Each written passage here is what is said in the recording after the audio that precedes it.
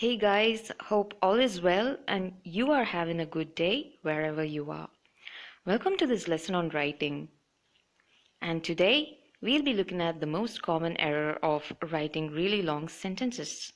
I decided to include this because sometimes we have a great idea and we just want to get them all down on paper in one shot before we forget it.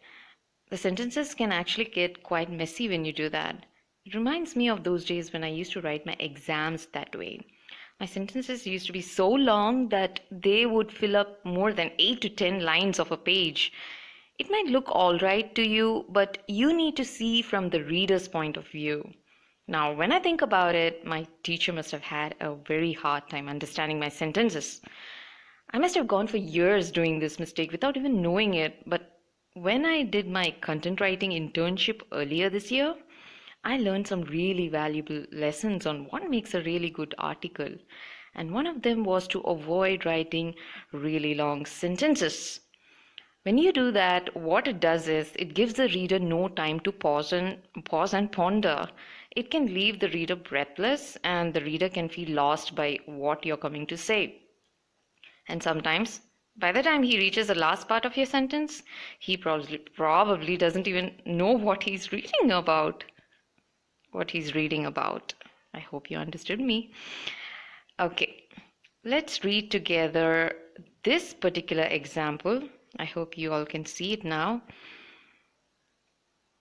A really long sentence is going to be served to you right now, and you need to read it out loud and try to understand what the sentence was all about after you finish reading the sentence, because that'll help you know the fact that it is really difficult for the reader when you do this, and by the time you finish reading the sentence, it can feel like you had just completed a marathon and badly want a break just to catch your breath before you resume reading any other sentence.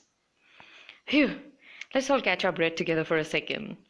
So when you write really long sentences, it can be very difficult to understand what you are in fact coming to say. And most of the time, you end up reading it over and over again because there were no full stops anywhere in between for you to pause and think and probably to even catch your breath. And this is what the reader might feel when he's reading a really long sentence. He might feel confused about the message. He might misunderstand the message as a result. He might have to reread the sentence just to understand the message completely. Some of them might lose interest in your writing, and reading long sentences consumes time for the reader, which the reader may not always have. And the purpose of writing is lost when the message gets buried inside the long sentence. Hence, the intended message is not conveyed effectively to the reader. By this, I mean that you are writing something that you know, but when you write really long sentences to express them, it can feel like you put the sentence in a mixer or grinder and are presenting it to the reader. And you need to take care of that. I have done this a lot of times, and sometimes even I need to take care of it. So you need to be mindful of the sentences that you write. Let's look at how you can fix this common mistake of writing really long sentences. Number one, fix your sentence length. When you are writing, it's a good practice to write sentences that have a maximum of 20 to 25 words in them, and make sure they don't exceed beyond 3 lines. Now, it is possible that depending on your handwriting size, this could vary. In that case, make sure you're sticking to the word limit no matter how many lines it's taking you to write the sentence. So keep it around 25 words per sentence max. The next point is breaking down long sentences into smaller sentences. Short sentences are easy on the eyes and improve the readability. They also make it easier for the reader to understand the subject. So aim to improve the readability. Think of the example that I had shown you previously. Such a sentence can definitely be broken down into 3 or 4 smaller sentences. Coming to the next point, convey your ideas or convey your message clearly through your sentences. Cramming all your ideas in a single sentence is going to make it look bad. It's okay if you cram your burger with a lot of fillings, but not your sentences, okay? What you can do is, in case you have a lot of ideas, try jotting them down into points and then build your sentences from those points. For example, when I'm making my lessons for this course, what I do is I make a bullet point list on a piece of paper, just 5 to 6 words per point, and then I build them into sentences when I present it to you guys. So that's a good way to avoid overwhelming the reader with too many things to focus on one single in one single sentence. But the opposite is also true. Don't present it to the reader in bits and pieces. If you're going to break a sentence into too many pieces, then it's going to look like biscuit crumbs. I'm using really weird examples, but just remember these when you are tempted to write really long sentences. Let us look at a quick example here. I'll read it out to you guys. This is a story. This is about two people. It takes place in India. The two people are traveling together, and all of a sudden they are no longer together, but one of them doesn't have a mobile phone with him and is from America. A better way to write the above passage would be, this is a story about two people which takes place in India. They are traveling together when suddenly they get separated. One of them is an American and he doesn't have a mobile phone with him.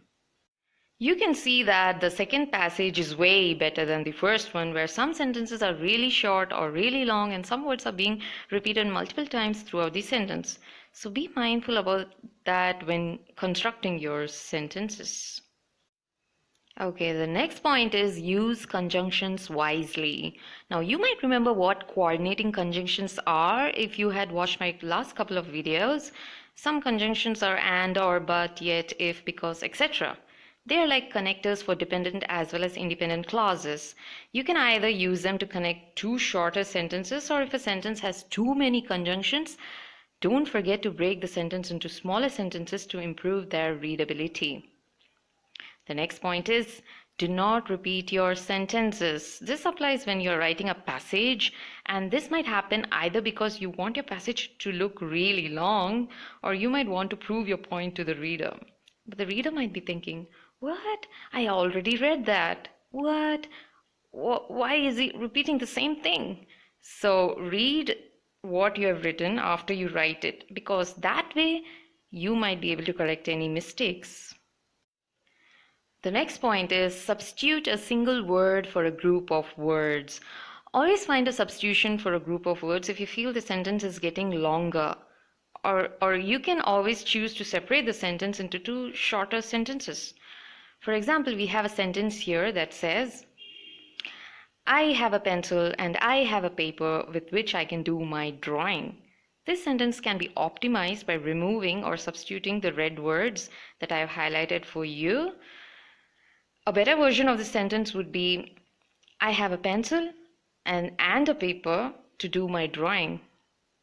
I found a website, a great website where you can find single word substitutions for a group of words while doing my research on this particular point. And this website looks like it has most of the words covered, so do check it out.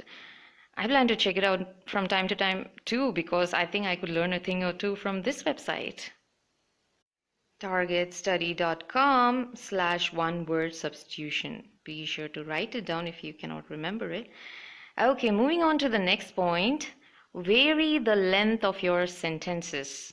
This point could be optional, but if you really want to improve your writing, then try varying the length of your sentences.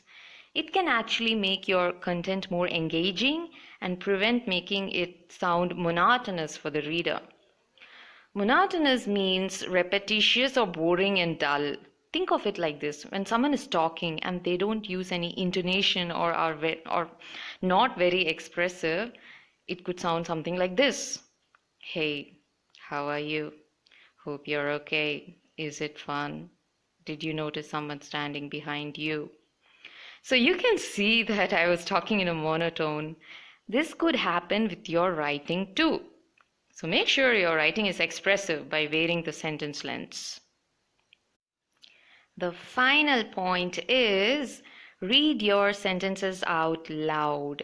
I think I already told you in one of the previous points.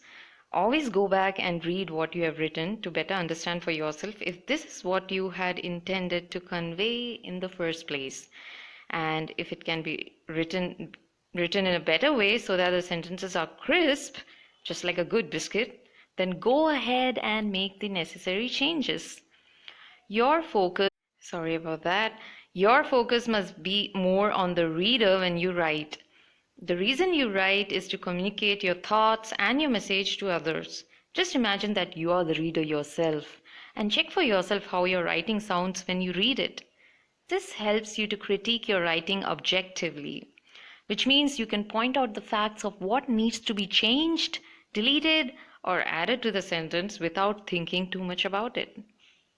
So make sure that you read your sentences out loud or read it in your head, but make sure you read it once after you write it so that you know if you have made any mistakes or you want to make it better. That's it from me for this video, and make sure you had written all the points down if you haven't already, and do rate, share, recommend to anybody that you know or your friends. And sorry about that scribblings. Thank you very much for watching this video. Until my next video, be strong, keep learning. Signing off.